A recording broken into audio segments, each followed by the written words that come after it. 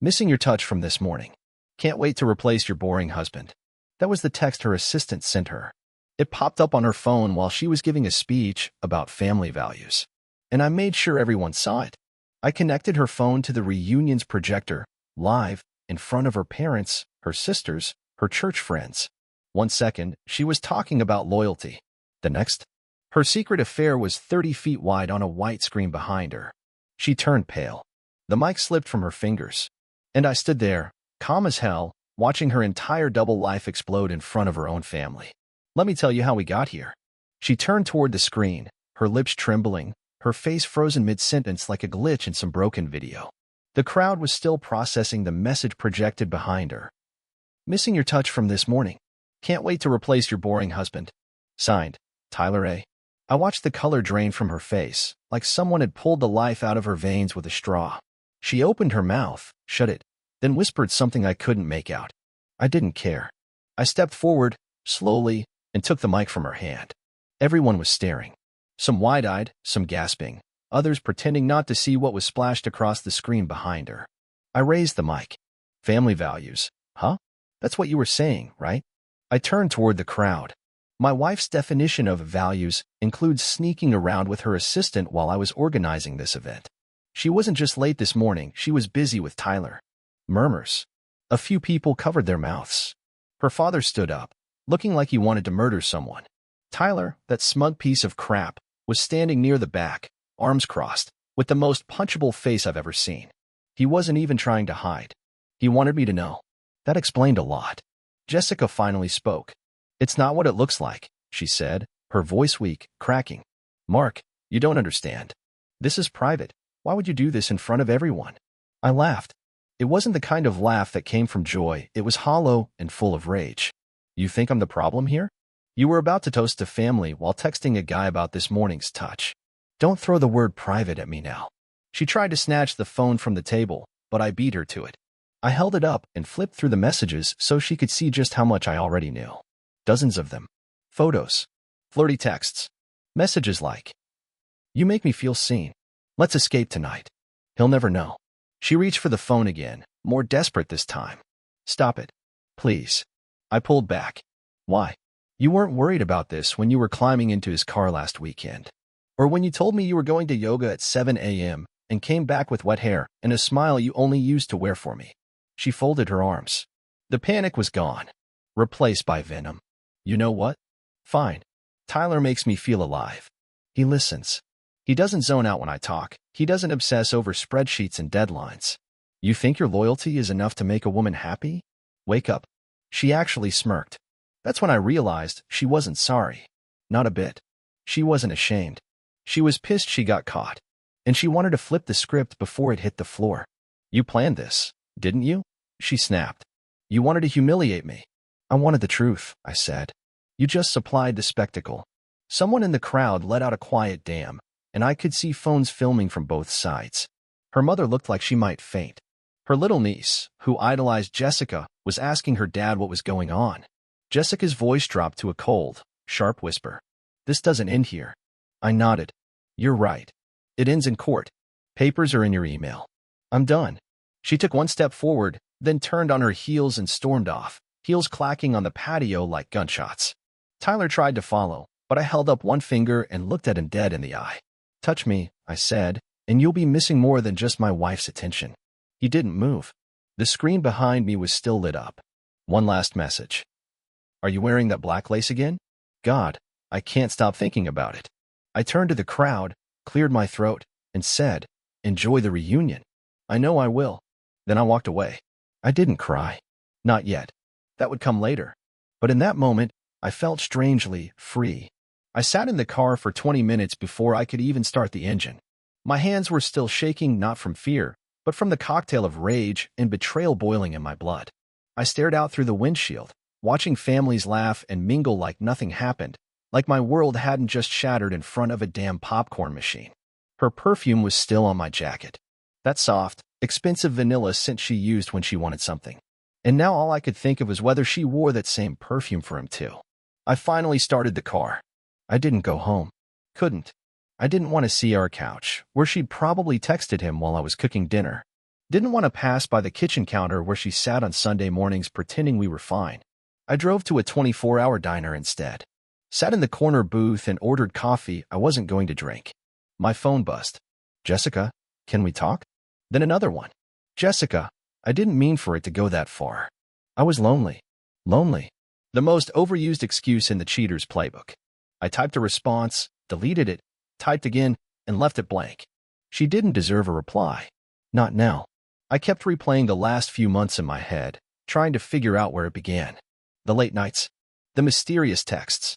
The way she suddenly cared about lingerie again, only she never wore it for me. I thought I was paranoid.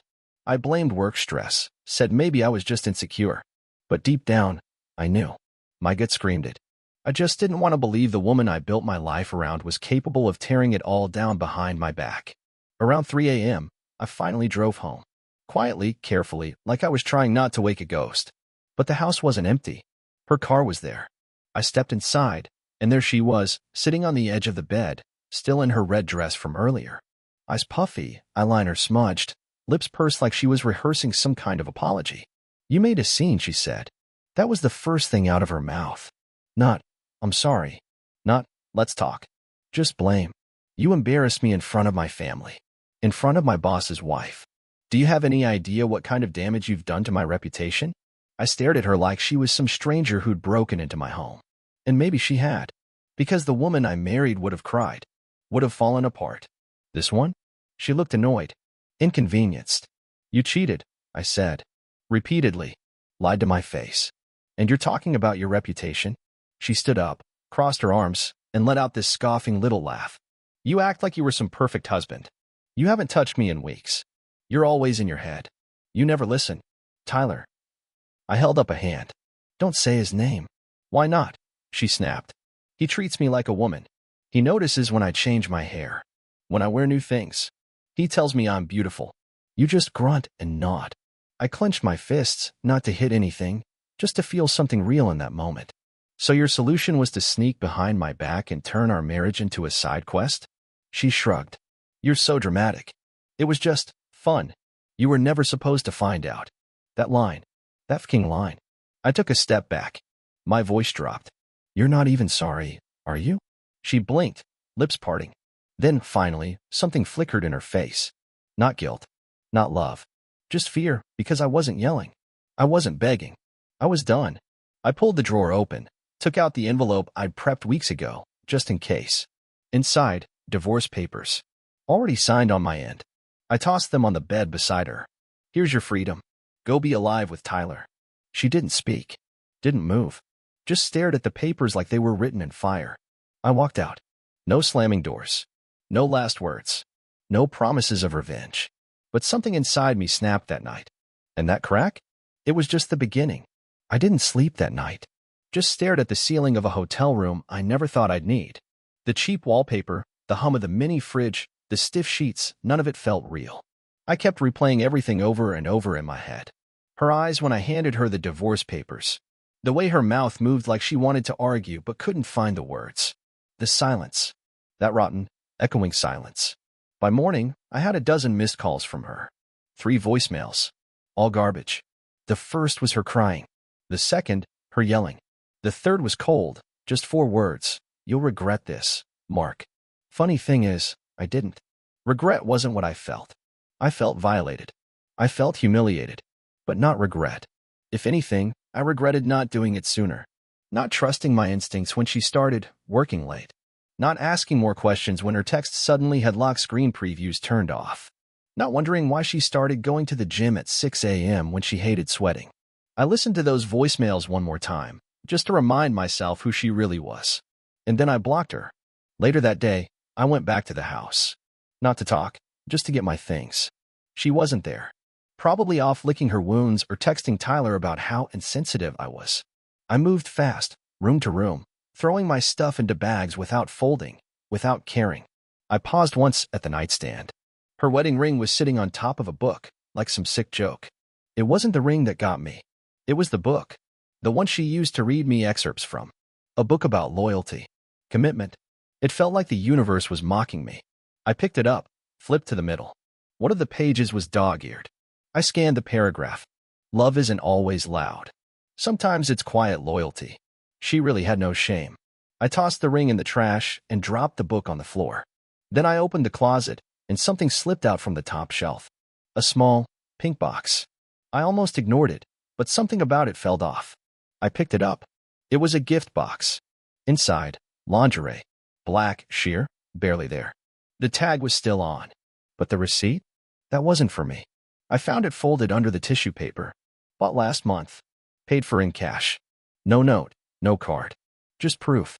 I stood there for a long minute, holding that stupid piece of fabric between my fingers, wondering how many times she put it on for him. How many mornings she walked past me, kissed me on the cheek, and then drove straight into his arms wearing this. That's when I heard the door open. I turned, and there she was, standing in the doorway, holding a coffee like she hadn't just nuked our marriage. "You're here early," she said flatly. "I'm leaving," I replied, just grabbing my things. She leaned against the frame. "So that's it, huh? You torch everything in public and now you vanish like the victim." I stared at her. "You cheated on me. Lied to me for months. You're not the victim here, Jess. You're the storm." She didn't flinch. "You were never there, Mark. You were in love with the idea of me, not the real me." I stepped toward her, holding up the lingerie. "Is this the real you?" Because I didn't see it. But I'm sure Tyler did. Her eyes dropped. Just for a second. Then she smiled. That smug, venom-coated smile. "Maybe if you were less boring," she said, "I wouldn't have needed Tyler." My vision tunneled. My jaw clenched so tight it hurt. But I didn't give her the satisfaction of yelling. I just dropped the lingerie on the floor, walked past her, and whispered, "Enjoy being someone's temporary thrill. You'll never be someone's home again." And I left. Bag over my shoulder. No goodbye. Just the heavy sound of the door closing behind me. And that felt like the first honest thing in months. 2 days passed. No contact. No messages. No fake apologies. Just silence. And then the storm hit. It started with a call from my buddy, Chase. "Dude," he said, breathless, "have you seen Jessica's Instagram?" "No," I answered, already feeling the bile rise in my throat. "Why?" "She posted a photo. With him." I opened the app. My hands trembled, not from fear, but from the surge of disgust I already knew was coming. There it was, Jessica and Tyler on a rooftop bar. Her in a white dress. Him behind her, hands on her waist. Caption, "No more pretending." I laughed. Out loud. A bitter, broken laugh that startled even me. She didn't even wait a week. She didn't care. Hell, maybe she was proud. I tossed the phone onto the table and sat down. For a long time, I just stared at the floor, thinking of all the times she told me I was paranoid, that I was too controlling, that I didn't trust her. Meanwhile, she was planning her next touch session while I was paying off her credit card. That night, I got drunk. Not the fun kind. The kind where the world spins and you hope it stops spinning with you not on it. I threw a glass against the wall. I punched the fridge. I cursed the ceiling like it owed me answers. But somewhere between the second and third bottle, the pain turned into something else, clarity. She wasn't my responsibility anymore. The next morning, hungover and hollow, I called my lawyer and said, "Let's move fast. She wants out. I'll give her the door and the key to lock it behind her." He said something about assets, property, who gets what. I didn't care. Let her keep the couch. Let her keep the apartment if it made her feel like she'd won something. I just wanted out. Clean. And then I got another message. This time, from an unknown number. "You don't know what you've lost, Mark. She cries herself to sleep." This is not what she wanted. No name. But I didn't need one. It was him. Tyler. That spineless coward of a man. Messaging me like we were on the same level. I stared at the message for a few minutes. Thought about replying. Thought about saying something that would cut deep. But then I realized something. They wanted my reaction. My rage was fuel to their twisted little fantasy. So I blocked the number. But I didn't forget the words. She cries herself to sleep? Good. She wanted thrill. She wanted the fire of secrets and the rush of betrayal.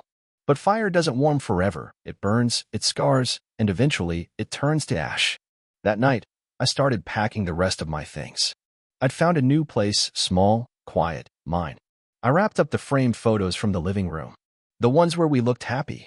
Where her hand was always on my chest like she couldn't get close enough. Lies captured in high resolution. I boxed them all, labeled them storage. Not trash. Not yet. I wasn't ready to throw them out. But I sure as hell wasn't ready to look at them, either. And just when I thought the drama was over, the doorbell rang. It was past 10. I checked the peephole. Jessica. No makeup. What hair? Hoodie. Barefoot. I opened the door halfway, enough to make it clear she wasn't coming in. You look like sh*t, I said. I feel worse, she answered. Silence. She leaned against the doorframe. Can I just talk to you? I sighed. You said enough. You said everything when you let him touch you in the morning, and then stood in front of my family talking about loyalty. I was scared, she whispered, of losing myself, of becoming invisible. I shook my head. No. You were greedy. You had everything, and you wanted more. So you took it. And you lost the one person who would have walked through fire for you. Tears welled up in her eyes. Real ones, maybe. But I didn't move. I didn't reach out. She stepped forward. I miss you. I stared at her like she was speaking a different language. You miss what I gave you. The peace. The security. The idiot who trusted you. She looked down. I closed the door slowly, leaving her on the other side. And as the latch clicked shut, I realized I didn't need revenge. She was already living in it. A week passed. Then 2. I didn't hear from her again. No more doorstep visits. No more midnight texts. Just silence, and for the first time in months, I welcomed it. I started sleeping through the night. No dreams, no waking up in a cold sweat wondering if she was out with him, if she'd come home smelling like cheap cologne and half-truths. The silence became my peace. My new place was bare. A mattress on the floor. A folding table. A second-hand couch I picked up from a guy on Craigslist who smelled like cigars and heartbreak. But it was mine. Every inch of it. No perfume lingering in the air. No fake smiles. No lies hiding in drawers. I focused on rebuilding, my routine, my health, my sanity. Went back to the gym. Cooked my own food. Read books I hadn't touched in years. Chase dropped by with beers one night and said, "You look lighter." I laughed.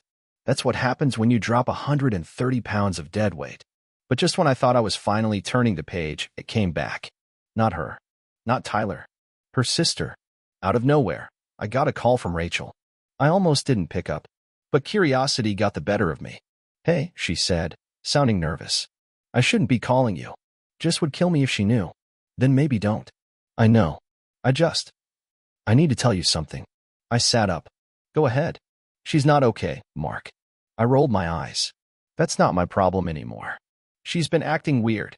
Obsessive. She started following Tyler to his apartment. Showed up at his work last week and caused a scene.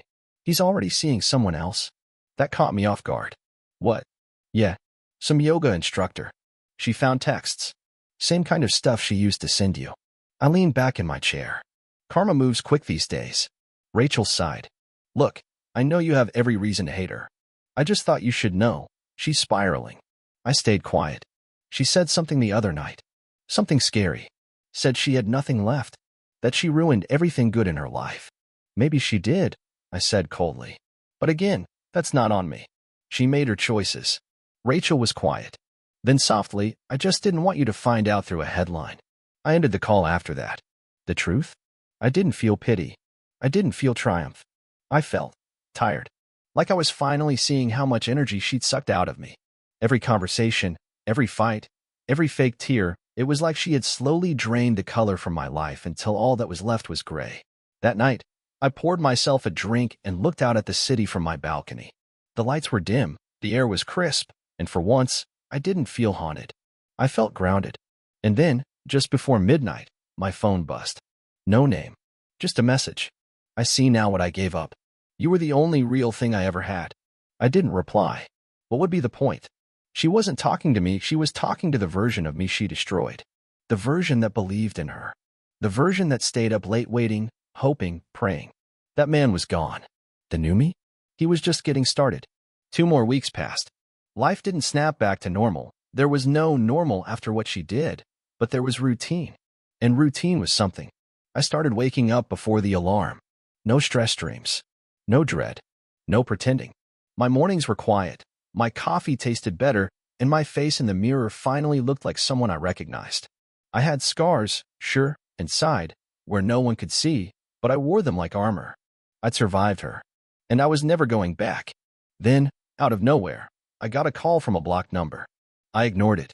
It rang again. Then again. 10 minutes later, I got a text from a mutual friend, Dan. Hey, You might want to see this. Attached was a photo. Jessica, standing in a parking lot next to a smashed-up white Lexus. Her Lexus. Cops around her. Her eyes swollen. Hair a mess. Something in her hand. Looked like a bottle. The message below the photo read, "She crashed outside Tyler's condo. They're saying it was on purpose." I didn't respond right away. Just stared at the photo, my heart weirdly still. Not angry. Not sad. Just still. 10 minutes later, another text came in. This time from Rachel. "Mark, she's in the hospital. Not critical, but bruised.